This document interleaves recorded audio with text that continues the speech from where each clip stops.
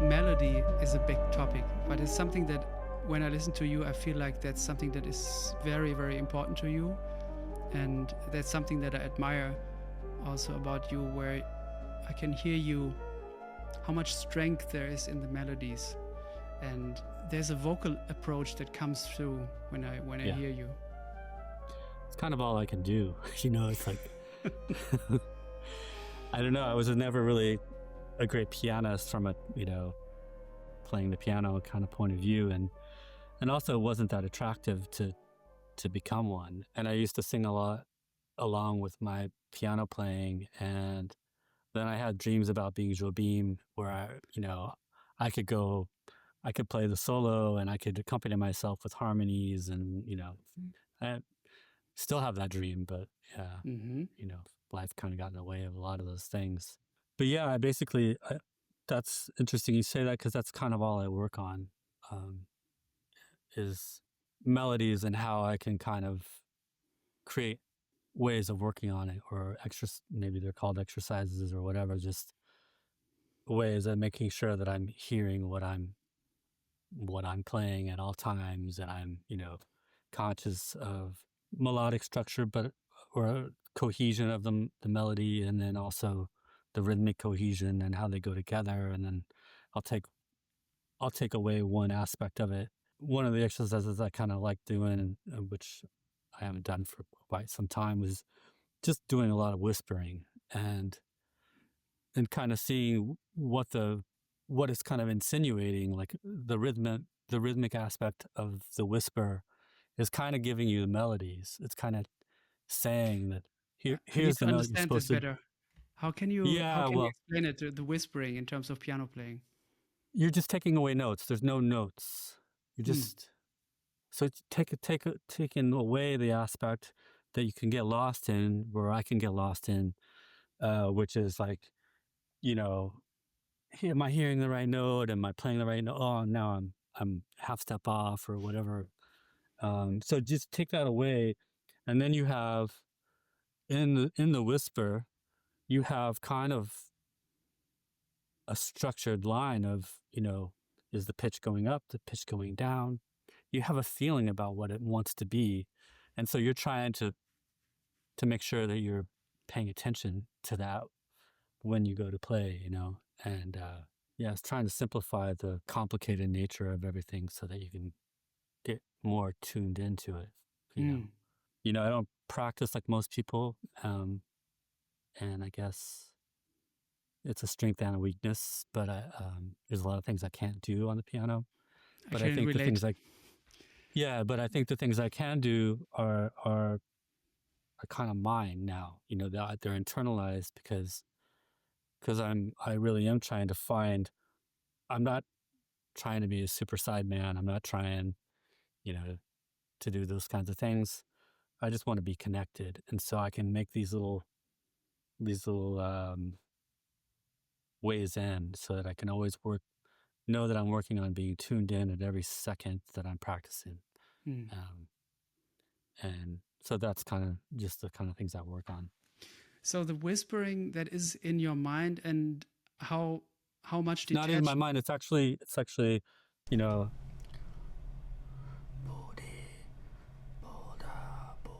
and I also do a lot of gesturing. I kind of try to make sure that I mean it, even if I don't, even if I'm trying to fake myself into it.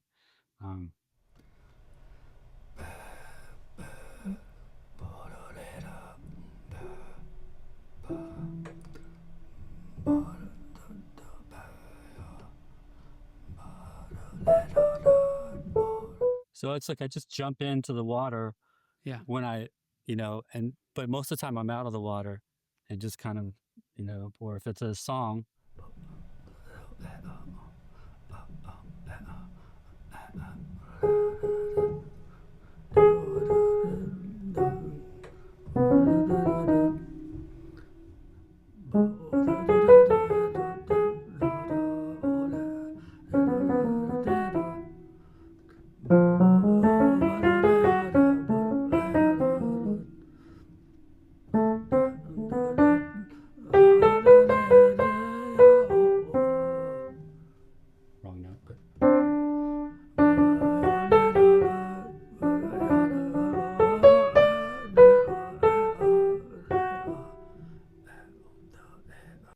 So I just spend a lot of Mm. time.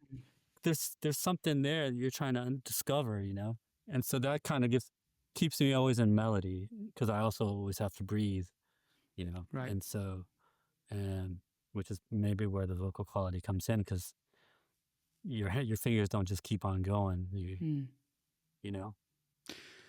There's this I saw a super strange video of Herbie is my biggest hero on the piano. Yeah, So for a while, especially in the early days of YouTube, I knew every video of of him on YouTube.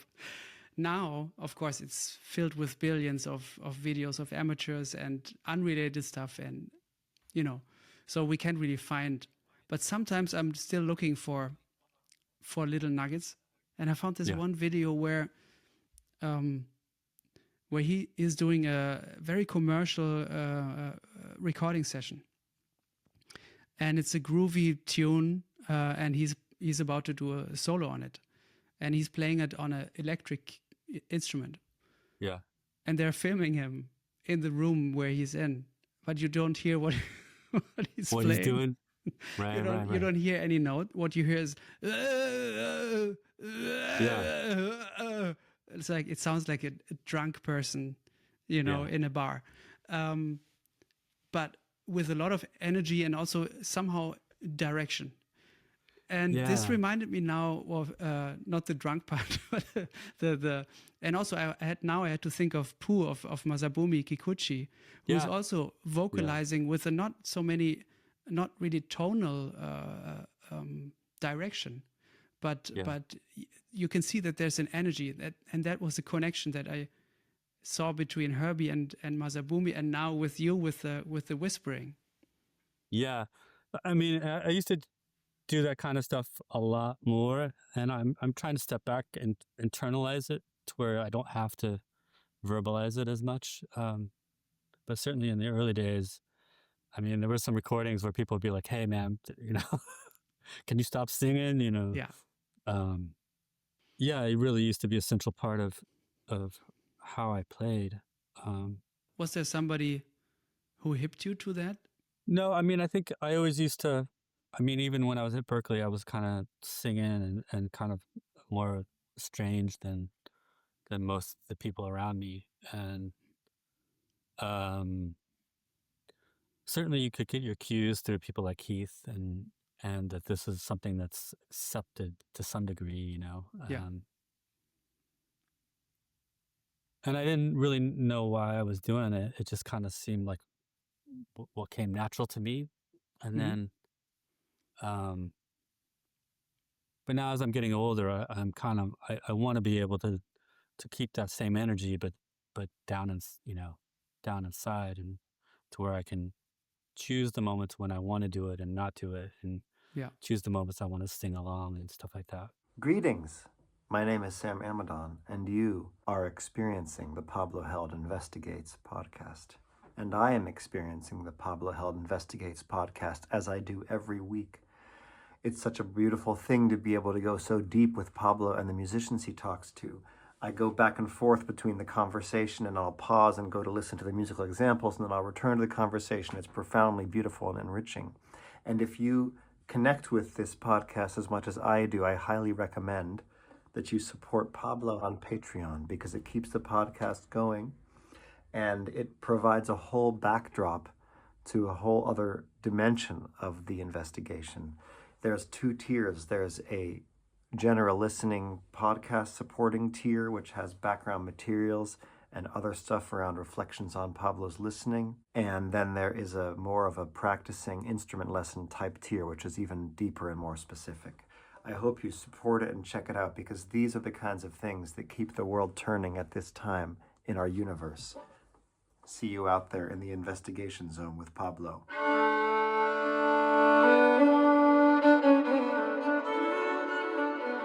I have tons of exercises I kind of do, and I think it's, and we can go through as many of them as I can think of, but Mhm. one of the things I think is important though for everybody to kind of think about is, you know, it's great to kind of get information from the collective uh, of how people work on things. But I also think it's really important that we kind of find ways to, it's like growing a garden or something. You got to figure out what you want to put in that garden, and you got to figure out, what you think is interesting. And so a lot of that has to do with making your own exercises, like Yeah. finding your own way, finding your own path, and spending time with yourself, you know, spending time with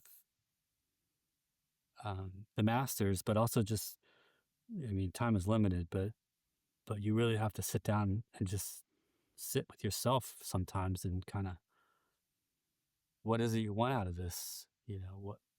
What are you interested in? What do you find? What sounds good to you? And I used to do exercises, like I used to call it like gravity exercises, kind of.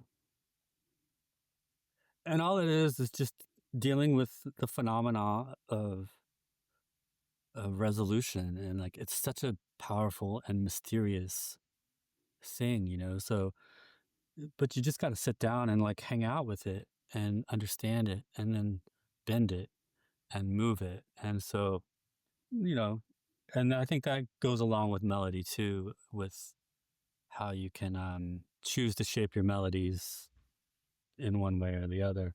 So I still do a lot of that, but I don't do it as rigorous as I used to, which is I used to kind of just combine it with,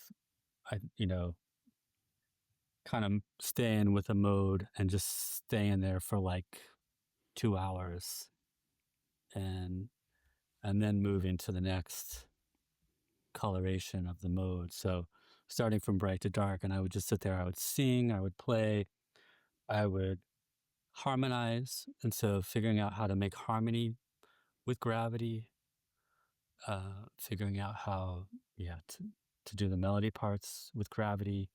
And when you choose to resolve in a way that is what's expected or what's natural, and having control of that, like having control of, plagal cadences, or having control of switching from major to minor, and then trying to like go a step further and put a feeling into it, you know. So it's not just having that control, but then, can I go from major to minor, and instead of it kind of being a sinking inward, can I make it be a flowering outward? Like, is there a way to kind of manipulate that emotion by your intention and stuff like that? So, I mean, hours and hours doing this kind of exercises. And, that's not the kind of exercises most people do, because it seems too esoteric or whatever. But I kind of feel like you can practice anything. Like, you can practice being connected. You can practice being in tune with the universe. You can practice listening, and, and so it doesn't have to just be, Montunos or, nuts and bolts kind of thing. I kind of feel like this is nuts and bolts. This is like, how do you make fire? Yeah. How do you, that kind of stuff. I don't know if I will ever have control of it, but just so that I can feel it and be close to it. And, I kind of find that's the more interesting parts of the music than how killing I am, or, how fast I can play, or something like that. Yeah. Yeah, if you stay with one mode for such a long time, you really get to know that world. And whenever you play something that is not in there, it really feels like foreign. And the what you know about that mode is strengthened. And then that is a nice feeling, like to play something that is not in that mode because you maybe slipped, or you wanted to go there. Then seeing how that feels against each other, it's nice. Yeah. And it only happens if you really stay there for a while and not just do it for 5 minutes. You got to stay there, and you got to be honest with yourself, like, which is hard, sometimes. But you got to, am I in it? Am I doing the exercise, or am I just kind of following the motions? Like, am I learning anything here by spending 3 hours, or am I just kind of moving my fingers? Am I paying attention? Yeah. And so if you're not, you stand up, you walk around, sit back down, refocus, so that you're actually getting something out of the work you're doing. Mm. So that we can be honest with ourselves, because what we're trying to do is grow. We're not, and discover. So, so there's those kinds of exercises, and I would do tons of singing when I'm doing that. I would do,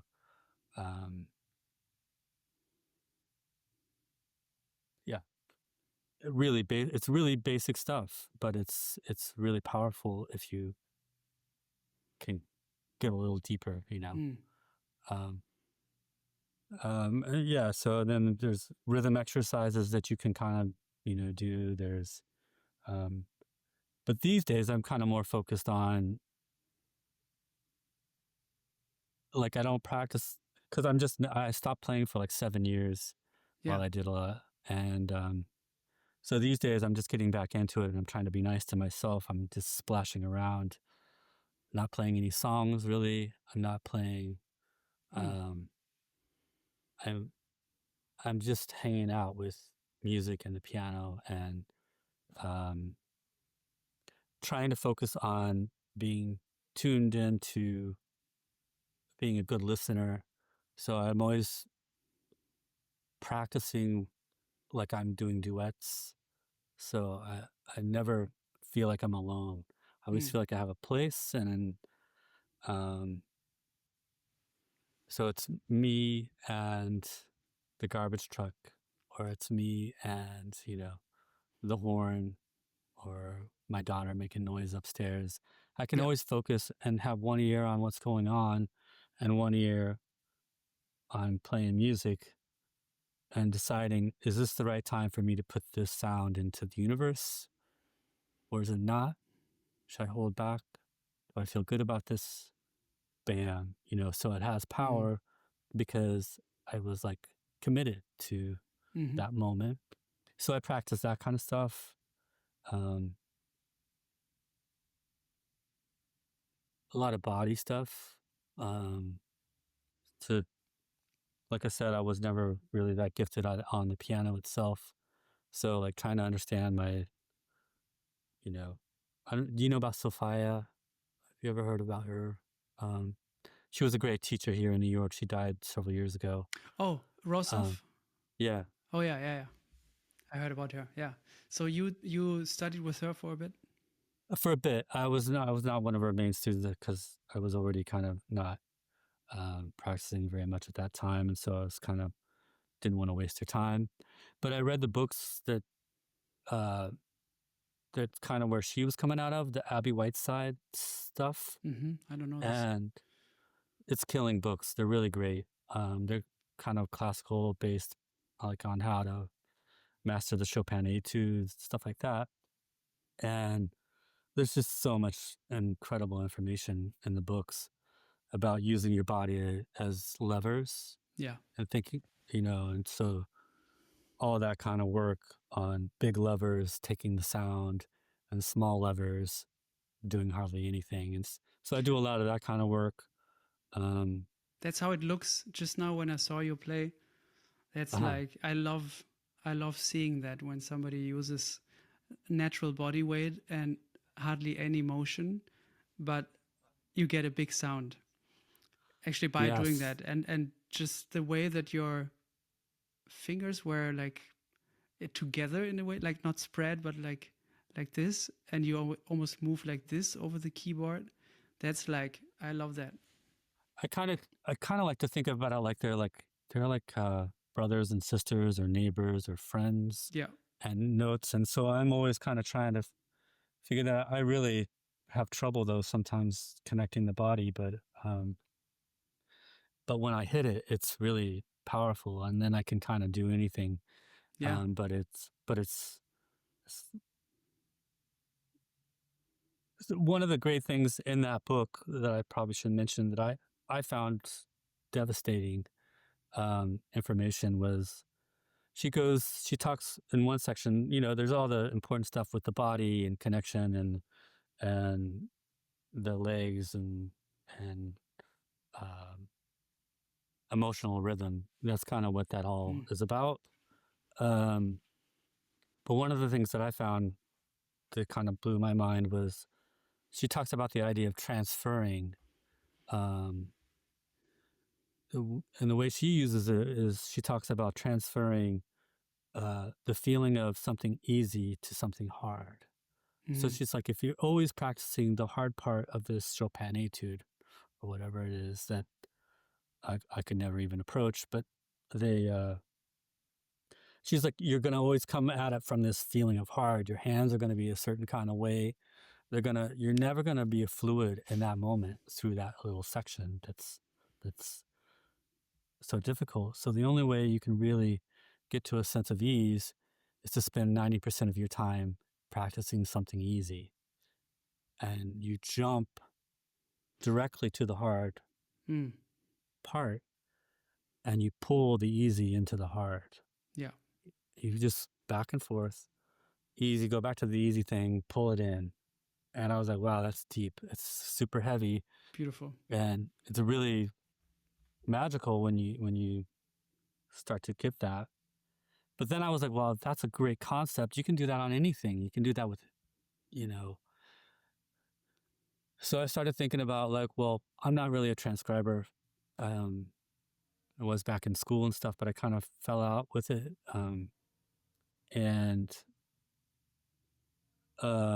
Why? But why? I just didn't feel like I was spending enough time getting to know myself. Like there's just so many ways to do it, but, and then you also see examples, you can't throw the baby out with the bathwater, but so many examples of people kind of using it and, to my opinion, kind of missing the point or something. Or like they got the notes, and maybe that's given them language. Yeah, it's like, I don't know, with so many things to kind of figure out, like I feel like I better go straight to it, which is figure out what I feel about music and how I'm going to play it. And if it fits in with anybody else's music, cool. If not, that's okay too. So I never really kind of, after I kind of got through that preliminary thing in school, I was kind of like, well, I don't know if that's for me. But I kind of still wanted to spend time with those guys, So I don't listen quite like, other people. I know, like, Ben Street's like a super methodical. He knows all the notes, and you can really play the music on the bass because he's so in it. I'm a step out from that kind of thing. And but I wanted to hang out with McCoy. I wanted to hang out with Coltrane and feel like I didn't want to play their notes, but I wanted to play their feeling. Yeah. And so I started doing the same kind of thing with them. I'm playing my notes. I'm in the headphones or whatever, playing along with them. But I'm trying to pull their feeling, or what I think their feeling is, into me. So then I would, spend most of the time playing with them or listening to them, and then turn off the music and kind of try to pull it into me. Yeah. Super powerful way of learning. There's this, I heard an interview with one of the actors from the Christopher Guest movies. Okay. I'm blanking on the name right now, but there was something that really resonated with me about that topic, where he was playing Letterman. He was playing David Letterman on a movie for HBO. And he was so scared about the fact that people could, with their remote, see the difference with one Oh yeah, one back and button. forth. Yeah, back and forth. So he's on HBO, and then Letterman is on, maybe at Yeah. night, and then could just see what the difference is. And he arrived at the thought, and that was very helpful for me in that regard. What you were just talking about, he said, like, yeah, if you're imitating, you're really just chasing everybody else's impression of the guy, of the person, trying to get as close so that a lot of people can say, "Oh yeah, that's Yeah. him." But you really get to the deep part if you get to your connection and your view on that person, Yeah. your Yeah. personal view on that, and that view doesn't come from just listening to it once. That Right. view comes from really immersing yourself within, but not imitating, but like spending, as you said, spending time with the guy. Yeah. And then after a while, your vision of that person comes out. Yeah. Yeah. I think that's right. I mean, and I wish I spent more time doing that. And it's just hard to manage, like how much time do you spend just kind of working on these, like, how do I make a fire versus how much time do you spend, like developing your love for these people. It's a lot to do. Mm. It's very exciting, Mm. So in those 7 years where you didn't make music, how was your connection to music in that time? On and off. I mean, through the years, I've spent a lot of time like taking kind of big breaks, and not, either because I was lost or something else take over, or but this particular thing really took over, which is, we bought a brownstone, and then the only way to really afford to rebuild it was basically for me Doing to it do it. yourself. Yeah. Yeah. And for me to do a good job, I had a lot to learn, and then I couldn't really basically keep everything going, so I kind of had to decide. Also, my mind would wander from the work I had to do back into music, and I get in this kind of like situation where like I didn't want to do the work because I would prefer to be playing music, understandably. So I was like, well, if this ain't working, I better just stop and just focus until it's done. Still not done, but it's it's a livable situation. So yeah, basically on and off. I mean, I would most of the time the piano was up on its side, and so there was not really an access. Every once in a while, the piano would be down, and I could put 10 minutes here and there, just to kind of remember about music and stuff like that. And then I'm not really, while I'm working on the house and stuff, I didn't really want to listen to music somehow. I wanted to focus on what I'm trying to learn. And so it was really kind of a big break. So now I'm just kind of really trying to find it again. Was that scary? To give up music? Yeah.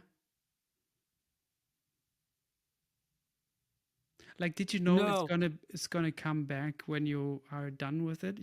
That would be my fear. Well, it's never going to return like it was, because you're a different person now, and hopefully it's going to be better, and I think it will be better.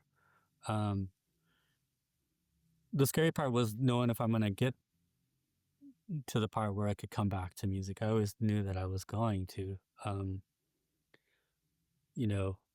but this was this is a passive house. I don't know if you know what that is. No. It's a German word. It's basically it's the energy efficiency standard that the Germans made in the 70s. And it's this epic 6-sided, drama where you have to make all the sides of the house airtight and insulation, and then you have to reintroduce fresh air, and it's a way to kind of control how much energy you consume. So yeah, I basically had to learn how to do that, and do it, and then I had to, had the crazy idea that, well, now I'm doing this, I might as well make all the furniture for the house while I'm at it. So we bought a bunch of trees, and I've been Wow. doing that ever since. Yeah, it's been epic, but I think that's the thing. You have to decide, like, well, if whatever you're going to do, you kind of have to do it the best you can, Yeah. you know, Full on. full on. So, and I think it was a great, I learned a lot. I really set up my family in a good place. My daughter learned a lot about what you can do if you decide you want to, like, so basically there's a lot of learning going in, and there's a lot of teaching happening by the fact that you're not afraid to do it. You're not afraid to give up the music. You're not afraid that you can't accomplish this thing that you don't know anything about. Like, oh my God, I could never like unclog a drain or whatever. Like, people are like that, and it's, I'm like that. but it's not true. It's just about, Yeah. It's a yeah, mindset thing, huh? yeah, it's just a mind thing. And it's not like I'm some brilliant guy. It's just that I grew up on a farm, and that's what my dad did. I kind of knew this is how it works for early on, that, there's something that needs to get done, you do it, and so I was super lucky that way. So how does So it now feel now hopefully to get back into music? it feels great. It feels really good. I think I'm coming back to it in a way that feels right now, which is, I hate to use those kinds of words, but I'm just trying to make sure the music feels spiritual to me, like that I'm healing myself, like with the notes that I'm playing, they're helping me resonate. And I think that's going to continue to grow, and hope hopefully it'll get to a place where I'm able to play with people again, and I'm able to When was the last what? time you played with people? Yeah, I don't know, probably I did one gig kind of last year maybe, but yes, pretty much 7 years ish. How was the Yeah, gig? it was good. Yeah, I mean, rough around the edges, but yeah. So also at home, you're saying you're not playing pieces really. Yeah, I mean, every once in a while I kind of feel inspired to play a piece, but there's something that doesn't feel right, at least at the moment, with trying to take a song that somebody else wrote and kind of impose your kind of either learning or studying, or it's like using it as a vehicle, I guess. There's something feeling strange right now about using a song as a vehicle for me to either learn. I think it's killing. It's just right now for me, it feels like all I need to do is figure out how to hear a note again, imagine the note with as much clarity as I can, meaning like I can hear how much of the wood I would prefer to have in the sound versus how much sparkle, and sort of see it as complete as I can, and then play it, and then I got to figure out what the other hand is doing, or I got to figure out what.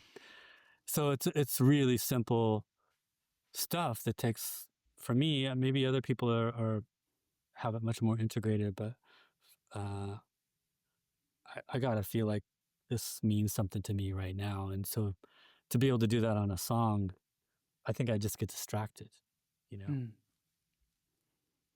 that makes sense. Yeah, I'm fascinated by the story and the your way back into the music.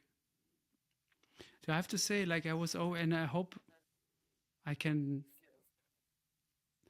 say this the right way, but I was always fascinated with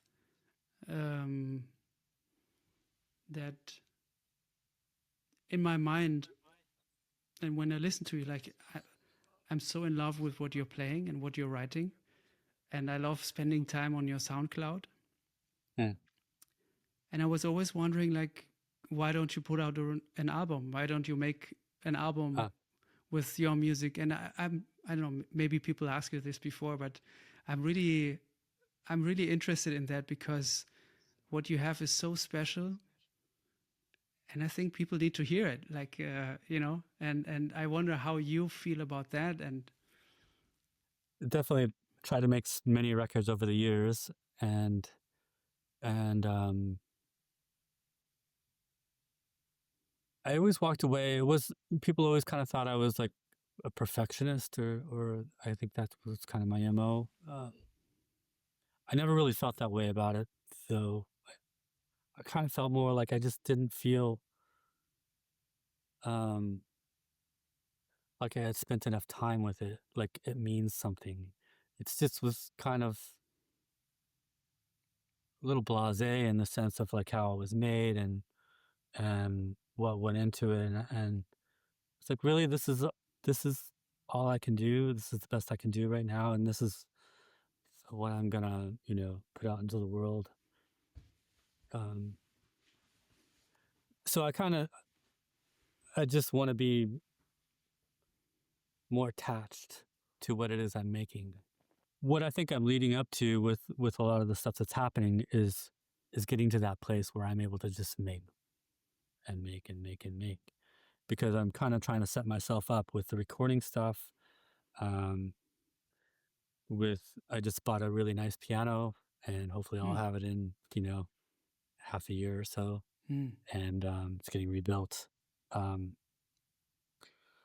So basically, it's just going to be in a situation where I can immerse and in an environment that feels correct to me, which is my house.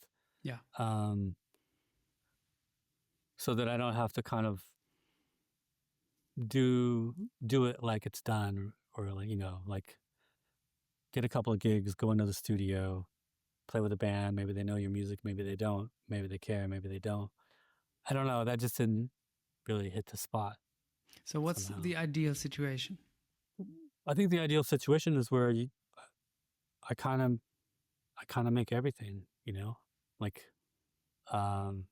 not necessarily playing and everything with playing with other people, but the presentation, the recording, the music, the arrangements is something that I have spent enough time with that they feel meaningful to me. They still might be not great playing or whatever, but as long as they've felt meaningful, I'm totally happy to release it. So you would record it in your home? Yeah, no. So basically, that's the other part of what's been going on is rebuilding machines, and in the basement it will eventually be a studio, but right now it'll be on our parlor floor, and we're just gonna kind of get to a process where we're able to me and my wife just make music every and in a way that feels correct, which is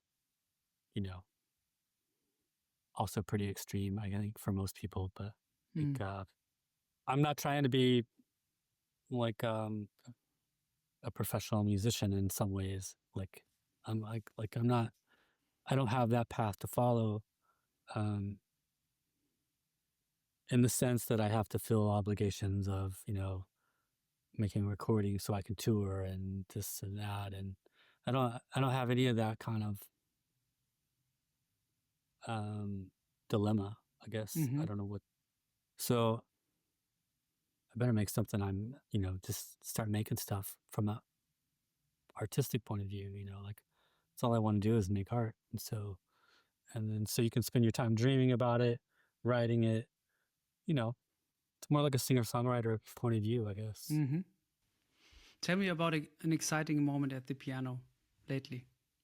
Oh, happens up every day. It's another thing I kind of trying to do, which is it's kind of a weird one, but like I'm trying to spend time with mystery, trying to, a long time ago, I was really kind of vigilante about it, like not letting myself think of symbols. There is no G major for me, man. There's no, and I got pretty good at it back then, but now my skills are not as good. But what I'm trying to do is basically not let my brain go there and just hear things and hear surprises and hear where the gravity wants me to go, hear where this note and that note, when they split off, what it sounds like together. And so sometimes it'll be a really nice fluid, 30, 40 minutes of magical harmony, to me that I wouldn't be able to recreate or explain or theorize, so I love those moments, and I feel like that's when I'm tuned in to the universe, or whatever you want to call it. Like I'm receiving information, and I'm doing an okay job of expanding it, or I feel like those qualities so, yeah. are also in your pieces when you write. Yeah, I don't know. When I listen to them, I hear that. I mean, I think most of the pieces might have something. So during that time, I was kind of trying to work on improvising pieces, and so maybe the closest I got to it, there's one called Cheek Sketch, and basically that's just me at the organ after hours of hanging out,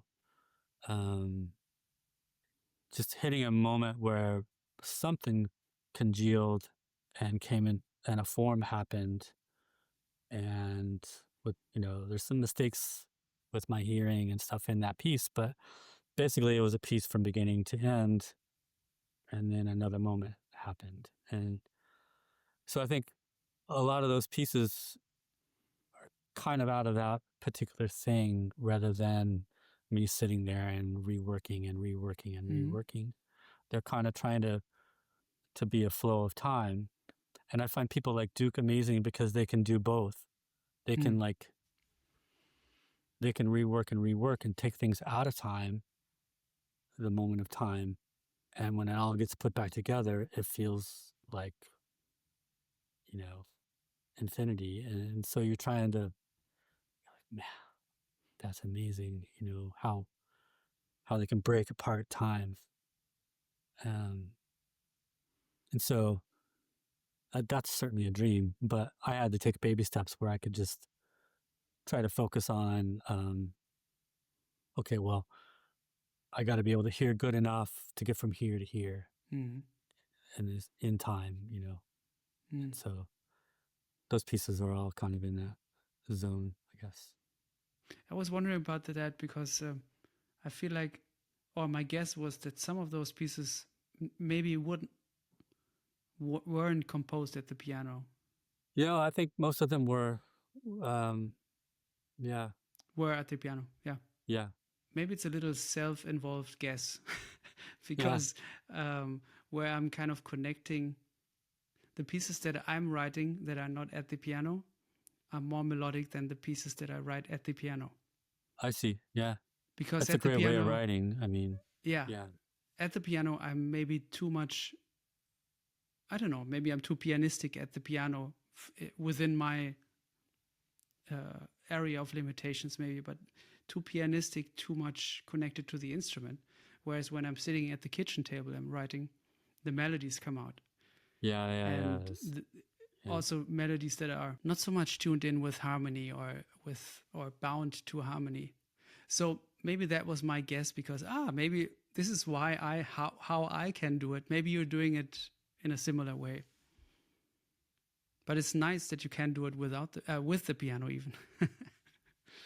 Well, like a lot of the harmonies in a lot of those pieces, they're not like that standard, I guess you might say. And I think it has something to do with sort of voice leading and just being like really focused on, listening to this finger and where does this finger feel like it wants to go, and so, that leads to completely different harmonies. Yeah. When you, and even if you're doing it on tunes, if you have the tune in your head and you have a strong ear and you're focused on this thing, you can let go of the changes. You can let go of the mental stuff, see where it takes you. Yeah. And it's still going to have the same feeling if your ear is strong. Maybe it's going to just be the same thing, but really you come up with really spectacular movements that still feel like 1-4, or they still feel like, going to minor or something like that. And that's what you have to work on developing. What your language is, and that's what takes so much time. Mm-hmm. I'd love to talk about that gig with Paul Motian at Smalls. That's one of my favorite bootlegs ever. Interesting. I love that the combination of people. And 1.5 weeks ago, I played with Doug Wise. I hadn't played with him for a while. Yeah. And I said, I'm going to talk to Pete. And he said, yeah. Ask him about that gig with Paul Motian. And he said, he already told me a little bit like that, of course, Paul Motian didn't want to rehearse, but after 1 or 2 gigs, or however long you played at Smalls, he said like, yeah, maybe next time we can rehearse. It was just one gig. It was one gig. Okay. Yeah. Well, that gig transpired because I actually had hired Billy Hart to do the gig, and Billy canceled. Something else had over double booked or something like that. So I was like, man, I can't remember. Maybe I was talking to a street or somebody, and I was like, I kind of feel like I have to, go for Paul or something like that, And yeah, he was like, oh. So I gave him a call and asked him if he would do it, and he, $1,000, and I was like, okay, man, let's do it, which was crazy for me at the time. Totally broke, but anyways, yeah, he didn't want to rehearse, but he wanted to meet so we went to a cafe right before the gig, and I brought the music with me, and he just sat across from me, and he's like, just grilled me for like an hour on, why don't you have any records out? What's going on? Like, wow, he just basically went in, like, what's my vibe and what's going on with me. Did you know him before that? Or was this the first time you met? First time we met. Okay, yeah. And I think he was just wanting to be somewhat challenging and just to kind of see how I would react, and then I was, after he kind of did what he was going to do, and it was kind of getting close to the gig, and I was like, well, here's, I brought the music with me. And he said, okay, let's take a look. And so basically I opened up, the music is all handwritten and stuff, and and next, next. So he did, I quickly understood that he didn't really want to know anything about it. And so then, we just walked to the gig and sat down and we started playing. And he's so incredible. Like talk about knowing how to listen and knowing how to interact and knowing when being tuned in, like he's so tuned in. So that was it. And then, every once in a while I would yell something out like, Latin song or some silly thing, I can't remember. Just to give him kind of a heads up on what was to be expected. But that was it. Yeah. Played the gig, played incredible, How did you feel before the gig, after that cafe hang with him? How did that make you feel? Great. No, totally. He didn't make me feel uncomfortable with his questions. It was more like a concern, like he's concerned for me, like, like a uncle or something, And so after, I also kind of think it was a way to break the ice. And so once I got to the gig, I didn't feel the nervous energy was mainly because I don't know if that was the first time something like that had happened at Smalls, but it was I think it might have been with Paul playing at Smalls. So there was a ton of people there, and the energy was like kind of vibrating pretty heavy. It's also very cool to hear and see the connection between when you then played a lot of that material with Andrew Cyril, and Ben Street and Bill McHenry. I love that recording as well. Yeah, they're not at all similar kind of musician, and only in the sense that they're such incredible listeners and improvisers. And for both of them, I don't think there's such a thing as rubato. They're always playing time. I kind of feel that way too, but I know it comes across a little obscure sometimes, which is certainly what I want to get better at. Please elaborate. For me, clarity of ideas. Like I kind of feel like I'm undulating something inside, although it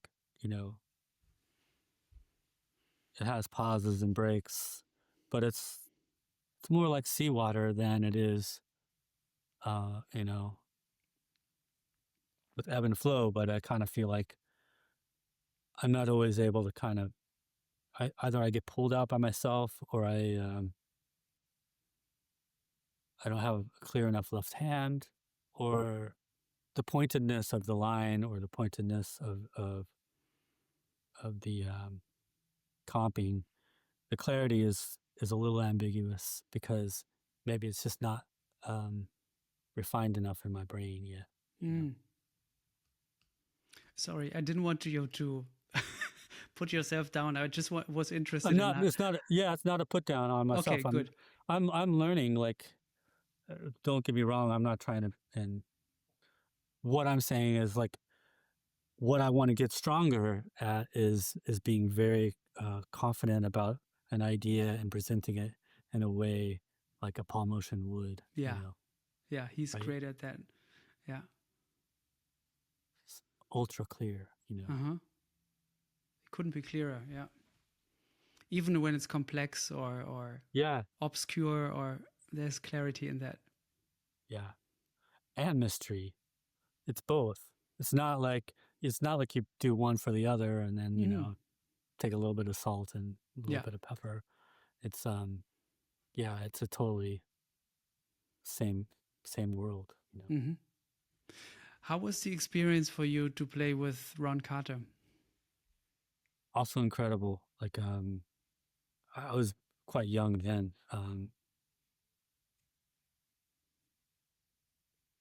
what I found most phenomenal about him at that time was, I don't know if this is true or not, but I kind of felt like this is why he was doing what he was doing, was he wouldn't go into the control room to listen back at all. He was just like very, connected to the moment of how he felt when he played the take. Or if he would say like, "Oh, let's do another one." He'd be like, "No, I felt like that was great." I think the reason he was doing it was because he's like everybody else, probably, where you can go into a situation and you start self-judging yourself, or you start like, wondering about your decisions. And I think he's so powerful as a bass player and as a human, because he's not going to allow himself to go there. Like he's focused on his intuition, and he's focused on his feeling, and that is his guiding light. And he's not going to let himself be pulled out of it, because that would probably not allow him to do what he does, which is take, it's not all he does, but he drives the music, but he's not afraid to take a risk, and he's not afraid to, so yeah, he was incredibly gracious, and, told stories and hung out with us, and super cool, Did he give you advice, or did he say something to you that you still remember? I remember bringing in a tune that I had written for Ignatz, and he's like, and I had this like basically figured bass line, basically just bass line was written, and I was like, can't believe I'm telling Ron Carter to play this bass line. Yeah. Kind of, it's like, jeez. And he's like, oh, like a Passagalia, and he kind of took it, went with it, sort of understood it, and, played it, and it was totally cool. But I was like, oh man, that's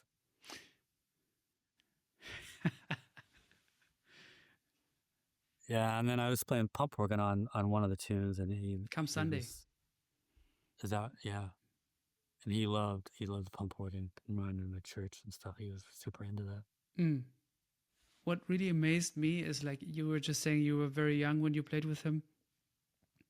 Often when I listen to records, or let's say this record, I kind of try to imagine what it must have felt like for you or Jochen or Ignatz. Yeah. So I'm trying to be, or not even trying to be, I can't help being empathetic to those moments. Yeah. And also I can't help thinking about how I maybe would have felt. And I was amazed by the very basic observation that I had about you, where I was like, yeah, he plays with Ron, still sounds like himself.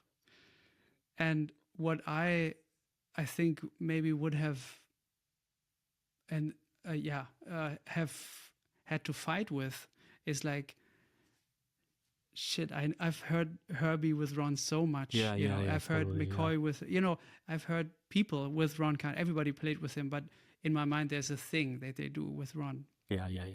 Which is dumb, because it's always a unique combination of people. But still, I might have wanted to join that somehow. Yeah. Which is, I don't know. And that was just my basic observation. Like, you sound like Pete Rende with Ron Carter, and that's so cool. Yeah, I was either too stubborn or too dumb to do anything else, I guess, like it just really, that's what I got, which, On your SoundCloud page, there's also one of my favorite tracks is Prophet and Piano Samples. And I was wondering how you get those instruments to have that breathing quality. Because it just sounds like the sound changes over the course of the track somehow. It's not the same. So that was early on, like back in the sampling kind of world. So I made some samples of my Prophet, and then I made some other samples of me singing into the piano. So it's just the reverb of the piano. Yeah. And then some samples of me going really, really like a zither on the strings. And so then I kind of, would make little sample sets of these things. I think I was in Live at the time. And then I put it on a foot pedal where I could blend the sound from one to the other, however I felt, so it could kind of flow. And I was kind of interested in that at the time. So that's why it's moving. And yeah. And the track was improvised? Yeah. Yeah. All the stuff on the SoundCloud, everything is just like tests, like, oh, I wonder what if I did this and this. So tons of that kind of stuff everywhere, And those trio tracks with Ben Street and Jorge, where did you record them? That was done in Ethan Iverson and Mike Kanan had a rehearsal space the in drawing downtown room. Brooklyn, and they had Mike's Steinway C in there. And so Jorge wanted me to record Felix, an album for Felix in there. And so I said, I made a deal. I was like, well, I'll do that if we just do a trio session too and try some stuff out. And so that's how that happened. Yeah. So there's more from that session? Probably buried on some hard drive somewhere. Yeah. Yeah. Yeah. Very cool combination also. Yeah. Yeah. He's got that same kind of looseness that Motian has to me, like in the right cymbal, at least, like it feels really, really open. And Danny Richmond also feels that way to me somehow. Yeah. Yeah, let's get back into the science about the piano and your thing with it. Well, yeah, I don't. Do you want to play something? I can try, but it's see if I have anything.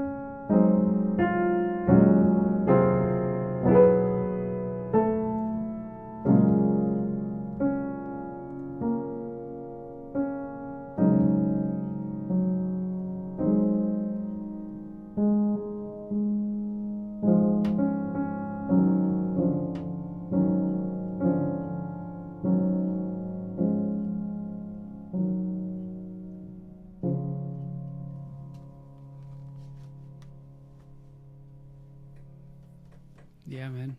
Splashing around, you know, Thank you. whatever. Yeah. Gorgeous. Um. How did that feel? Well, feels all right. Yeah. Little by little, man. But yeah, so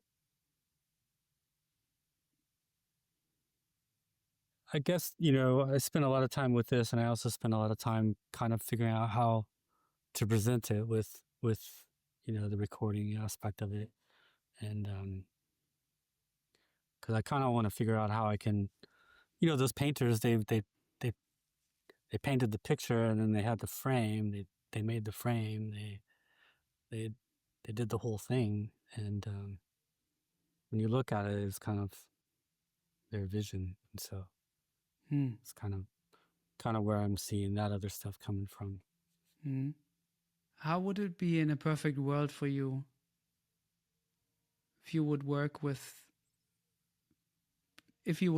other people on your music? What would that be like?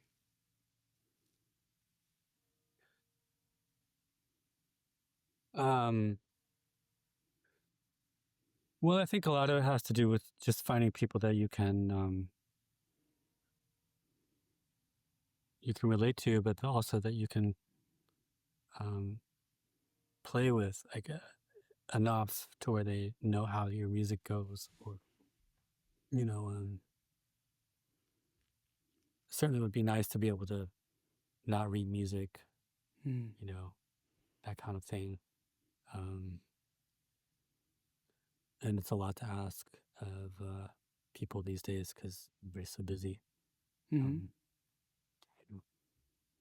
think the hope is that basically I can get to that point, and then now with the recording situation in the house where it's at, basically people can just show up in 3 hours, like kind of back in the day. It's not like their whole day, you know, it's not a 12-hour day or something, but it's like you play until it sounds great, and then you press record, and then you break for lunch, you know, and then you go home or whatever. You'll be kind of killing it. That's just your process of making music. Yeah. Yeah. Very romantic Yeah. vision. I also have the same. I mean, that would be also like an ideal situation for me. I also have the romantic vision of being a composer. Me too. Not that I would write something like Stravinsky, but it's just the thought of thinking of Stravinsky having a tea or coffee in the morning and then going up to his room and then working until lunch, and maybe even without a commission, just like, yeah, I have to compose. I have to just write music. Yeah. That would be the shit. Yeah. And what stops you? Well, I try. So I work when I'm home and I don't have any dates. I kind of work like that until noon. Yeah. So I try to have that as a role model and work until noon, then eat something, and then I do more admin related stuff, emails and stuff like that. But until then, it's all about music. And if I can manage, and I've done it more and more, like I love to start with composing without thinking about this has to be a song, just writing. So you'll spend like an hour, 2 hours writing every day? Yeah. That's great. Yeah. If I can manage, if I have something to do or to prepare, then this music time of 9 till 12 is maybe a little bit more reduced to, okay, I have to learn this repertoire or whatever, or this recording is coming up, or I don't know, I need to work on that. But if I can, this is the ideal state, just writing. Yeah. Yeah. And I think it does something to your improvisation also, like. So do you sit down with like pencil and paper? Do you sit down at the piano? Do you both? Usually these days it's pen and paper at the kitchen table. Nice.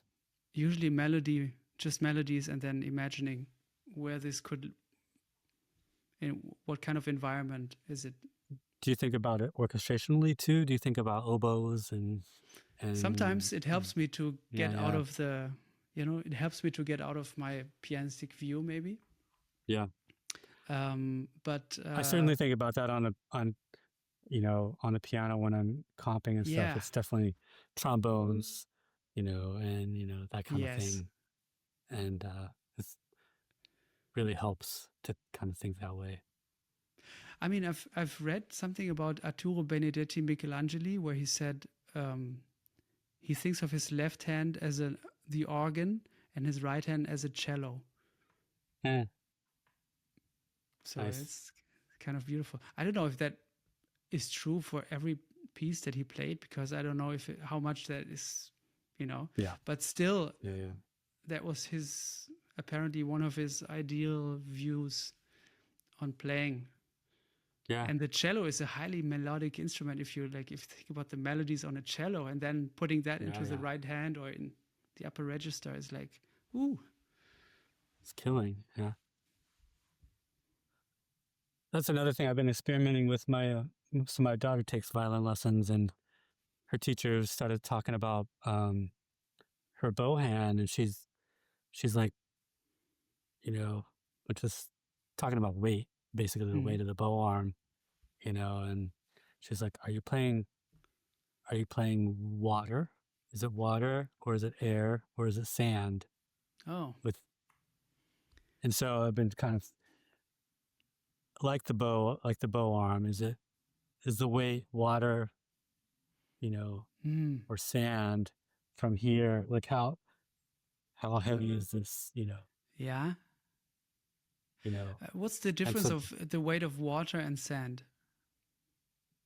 I think water is meant to be kind of like, let's say it's called mezzo forte or something like that, kind of middle, down the middle, where sand is supposed to be kind of a heavier timbre. Yeah.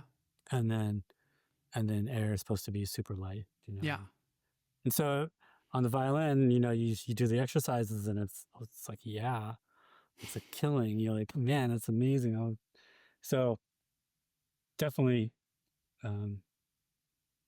trying to figure out how to weight the arm, and how much from here and how much from here, and work together, and so I don't know. It really changes the way you approach the instrument. I like Some people to think do of the it note so come naturally. from here. Yeah. From the shoulder. Yeah. And that way you sit straighter immediately. So did you come from a classical kind of training, or no? No, I feel very connected to all the things that you said about practicing. Like I was never a practicer. Although and it sounded to me like what you said, I had never trouble with playing at the piano for hours and hours and working on, work is the wrong word again, like dealing with things, basically. Yeah, exactly. Investigating, going deep, being in a mode, what you said, like I was like, yes. I feel very connected to that. Just spending hours on one song, or, all the body feeling, everything. Whenever it felt like work, whenever I felt like I should do this exercise, everybody's doing exercises, finger exercises. I never could do finger exercises. Yeah. So I feel like also very limited with what I can do on the instrument. But also that informs the way that you play. Like our limitations are, that's our sound, basically. And our strengths. Not so much our strengths, but maybe the limitations, because they make room for the strengths, or I don't know. Yeah. It's weird. Certainly a lot of things that Duke couldn't do on the piano, but he's incredible, Yes. An incredible pianist, I wonder about these things. Maybe you can tell me what you think of this. So that is connected to playing solo piano, but just also in general. So I love all kinds of pianists. Yeah. And somehow in my mind, they can exist they can coexist as all my influences. They can coexist. Like I love Gonzalo Rubalcaba, I love Monk. Yeah. But neither of those could do what the other did, you know? And we talk about Duke, and I love Herbie, or I love, you know, I don't know. I love Mary Lou Williams, or I love Jackie Byard, or who else, you know? Yeah. And Nat King Cole is who else? exactly. Yes. Yeah. So I love all of them, and I don't expect from any of them to be able what the other is doing, but I kind of expect it from myself. Well, so that's what's so weird, right? And why where I get confused, or maybe not confused, is, well, they've had to have spent, I mean, they have had to have done both, but they certainly have had to have spent enough time on themselves to kind of figure this out, you know, for themselves. And I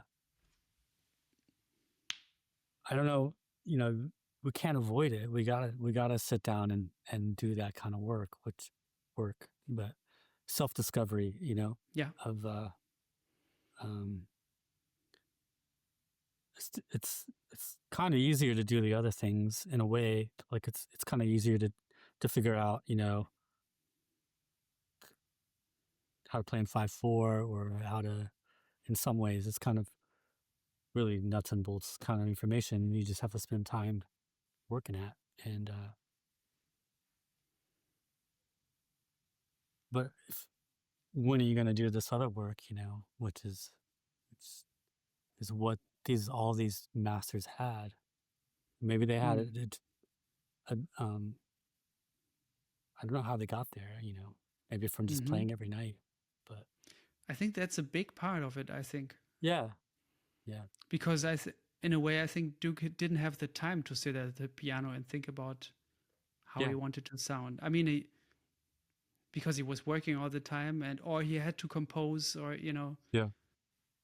But I don't think it's my assumption, but I don't think he sat around at the piano a lot and thought about all the things he would like to be able to do, or Yeah. Certainly a luxury now, maybe we have. Or maybe it's our only path because we don't have the other path, you know. Yeah, but I'm just fascinated by how much room I give these artists to be themselves, or to just do that one thing, whatever that is, and how big of a universe that itself is. But that I kind of think, okay, but I still need to be able to play in time like so and so, and be free like so and so, and, you know, all this, all of these things. Yeah, I mean, I guess if you're going to be playing with other people, there's certain things you got to be able to do, which is, you know, keep the form, and, you know, some stuff like that. But I guess we're all kind of, you know, got that under our fingers, and now we can dream and not worry about that other stuff anymore. You know? Dreaming is something like that I associate with when you talk about dreaming at the piano. Yeah. That's something that I associate with Duke Ellington. Daydreaming. Yeah. And certainly a lot of the things that he wrote sound like dreams in a way. Yeah. Trying to think of, there's one video of, oh man, I'm flaking on his name. Classical pianist, French. And he's got the video is amazing because he's just talking like he's in some kind of trance. And basically he's just talking about how the music's a dream, you know, and you got to play it like it's a dream. And it's, oh man, what's his name? What generation? World War II. Like 30s, Cortot, 40s. maybe? Yeah, Cortot. That Cortot video is, man, it's amazing. Oh, I don't know if I've seen that. I need to check it out. Yeah, look for that one. It's about dreams and something else. Hmm. What are some memories of early teachers that you had that gave you advice that you are still maybe that is still important to you now?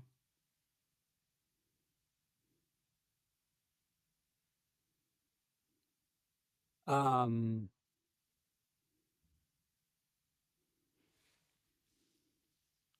I don't know about advice, but I had a really kind of interesting kind of teacher when I was a teenager, of kind of, and he was kind of a bizarre fellow. He still kind of looked like he was in the, like from the 70s, and big mustache, long hair, and piano player and accordion player, but was like super into synthesis and computers and recording. Um, and he was a weightlifter, so he's a bodybuilder. So he had like modified his piano to like have the heaviest action possible so that he could like work on his finger muscles. He was, Ooh. a little bit crazy. But one of the best things that he had going on there was he would teach ensembles, and one of the ensembles that he would taught was basically reading classical music on synthesizers. So it was a bunch of piano players sitting around playing like arpsolinas, reading, you know, viola parts, Mm. of, Beethoven or whatever. And he'd just be out front conducting us, and we were just sitting there playing it. And it's such a beautiful, unusual exposure to classical music for a kid from Missouri, and you know, um, super super fun way to learn about that stuff. Mm. So I remember him with fondly because he was just so different, Um, um, and so yeah, he was my teacher until I went to Berkeley, and then at Berkeley, um, the best teacher I had there was Herb Pomeroy, and he Mm-hmm. was unbelievable. I mean, his knowledge of Duke was incredible. Like he had these line writing classes where you could, you know, study all the Duke's techniques on how to voice, and he had really incredible years. He could look at a score and kind of hear the whole structure, and he was kind of a guy of the, like, he was of the era. He was of the big band era. He was, you know, he played trumpet with Charlie Parker on those Mm-hmm. records, and um, so yeah, it just felt like access to like a lost age of American history or something, um, very gracious Mm. and warm, Um, so yeah, that was my teacher, and then um, when I finally moved to New York, I don't think I had a teacher until I went to see Sophia. Mm. Now that you're getting back into the music, did you write something already, or are you still in the improvising phase? Yeah, I'm just finding sounds. So no writing yet, because I also feel like it's kind of the same thing. It just takes, um, I mean, you got to do it every day, to kind of get some flow happening. Mm. Um, yeah, And how about recording? Are you recording just recording on a your lot phone or? actually. Oh yeah, That okay. I have, yeah, that, and then um, also working a lot with samples and stuff, kind of thinking about orchestration and stuff.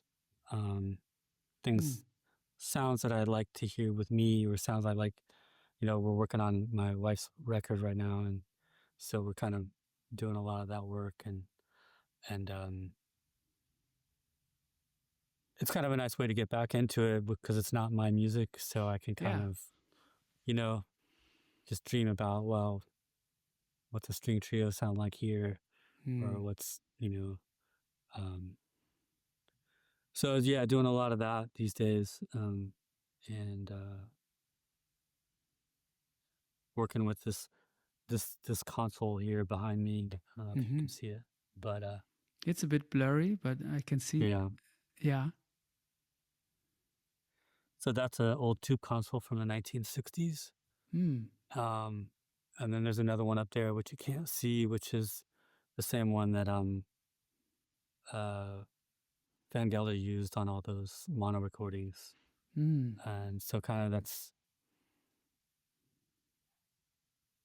basically where I feel like I'm headed, because what's so lovely about recording this kind of way is it really puts it back on you. Like, there's no editing, there's no anything. You just have to be emotionally present, and if you're not ready, then you go do it some more and practice some more, and until you feel like you're emotionally present, and regardless of the sound, it sounds incredible, but just from that singular fact, it's such a nicer way for me to work, because I know exactly what I got to work on. So yeah, doing lots of recording, and then I'm also starting to be involved with Jerome Sabag has a label that we're recording other people with, and so I'm still doing a lot of the technical stuff for that. Yeah, I just bought the Chris Cheek album. Beautiful. Yeah, and it's good to see Chicas have a new record. Yes, yes. Yeah. And what a lineup also. Yeah. And I love that he did the Messiaen piece, or Sacrum Convivium, swinging Convivium. Very cool. Yeah. Yeah, so that doesn't take too much time, but getting all the machines ready is basically become a big time, takes a lot of time to do. So a lot of rebuilding and a lot of learning and stuff like that. So we have a couple more coming up in December and January. So trying to. Who are you going to record? The first one is going to be Mark Turner. And the second one. And Mark is going to play with whom? Mark is playing with Lage and Jonathan and Vicente. Oh, nice. So, yeah. Cool. And then we're doing a drum solo record. And who's that? I don't know how that's Billy Hart and Andrew Cyril. Nice. And Nashit and Bill Stewart. Yeah. Wow. So yeah, that's going to be interesting to figure out how that all goes together. But all in your place then? No, the Mark record will be at Power Station, but it'll be actually the first time we use this console. So we're going to take this console to the Power Station. Nice. And yeah, it's exciting, see how it really kind of holds up. And then but the drum record will be here in the house. Cool. Yeah. The family on vacation during that time. I know, right? Poor girls. Yeah. And what's going to come after the drum record? That's as far as we have planned. I mean, we'll once the piano gets here. So I bought a Steinway D. Wow. And yeah. So once it gets in-house, then we'll kind of see how that works and if it makes sense to start. No more buying trees. Now back to Steinway Ds. Yeah. Wow. Where did you get it? Upstate. Well, actually, Massachusetts. There was There was one, and it needs a lot of work, but it was kind of in good shape, like a good donor to be a rebuild. And I think I kind of do this kind of thing a lot, which is a little bit over the top, but I kind of try to go big so that it inspires me to live up to it or to grow to it, So rather than going step by step, I just kind of go there so that hopefully it'll project me into that future, So Nice. we'll see. So there'll be a Steinway D in your house. Yeah. Wow. And machines, so So it's really, I don't have any excuse not to make some records now. Yes. Yes. Yeah. Man, I'm looking forward to that. Yeah. Another favorite record of mine is the R.J. Miller record, Ronald's Rhythm. Yeah. So we did that at my, I had an apartment at the time, and had an old 3M M79 tape machine that I had just gotten. And so I kind of wanted to help RJ out, and so we just did it at my house. And he has some demos that were really great that he had done on a little 4-track. I kind of think they're better than the record. They're so magical because they're just all him by himself. And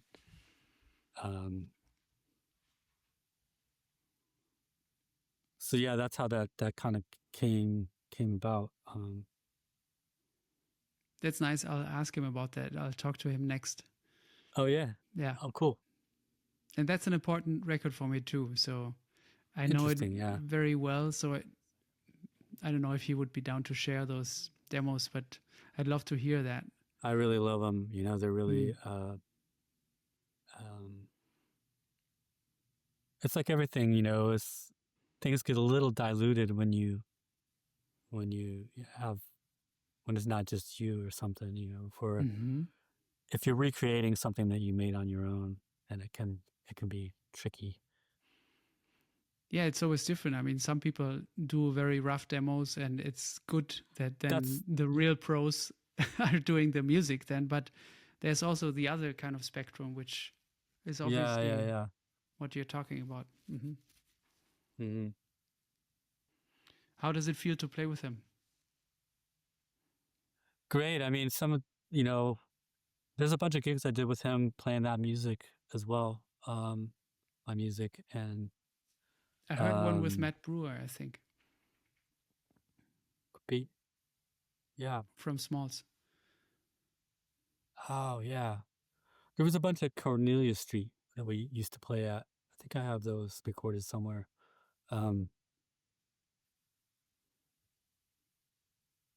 What's so great about RJ is like he's not afraid to just get in there and do it again and over until he kind of finds his language in it, and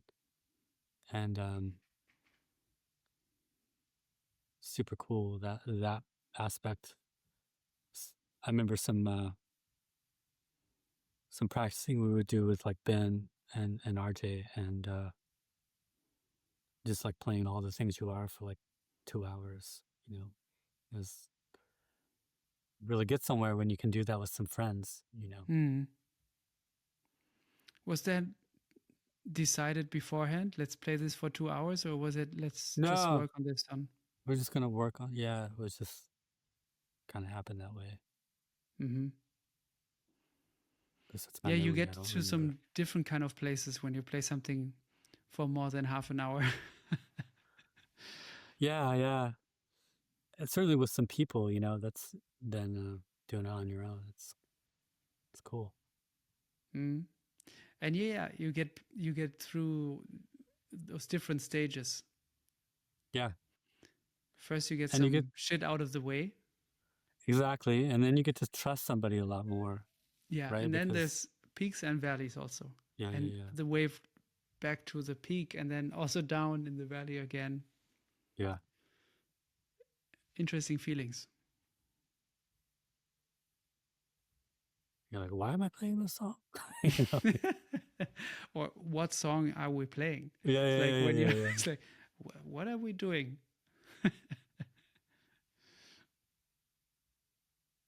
Yeah.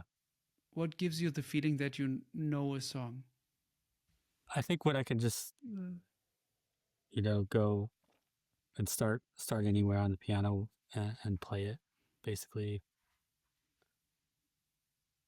play a version of a melody in whatever key it happens to be, and you can play the harmony. And then when you can start to like s- stop thinking about the form or the song, and you're just in it, you know, round and round, and then you're not playing body and soul anymore. You're just playing,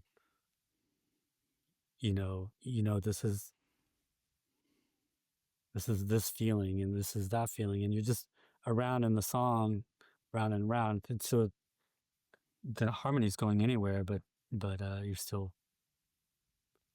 you're that kind of free. Then you know the song. Hmm. Yeah, it's a nice feeling. Yeah.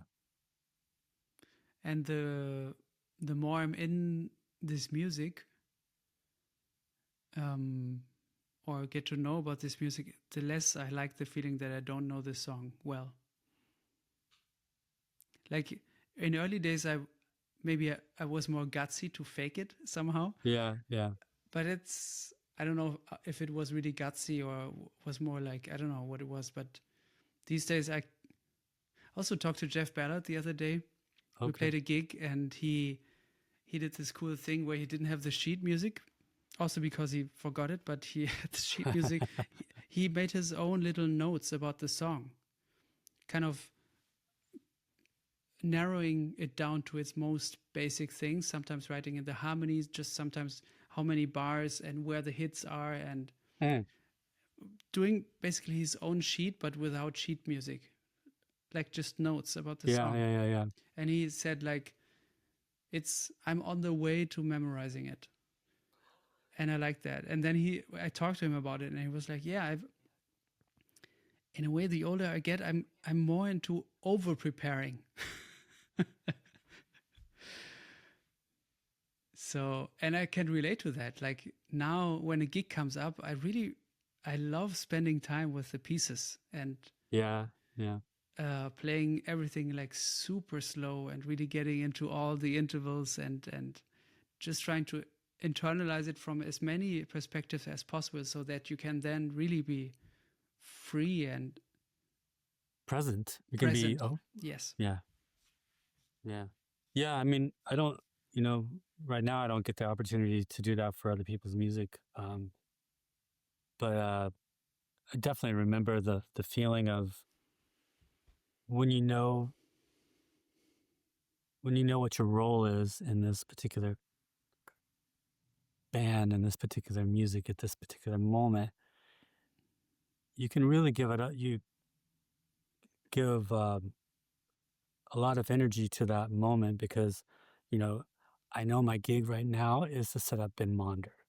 Yeah. In the best way I possibly can so he can fly. I know that is my priority right now in this particular moment. And so I can sit there at the piano or Rhodes or whatever and focus on that job and doing it really well.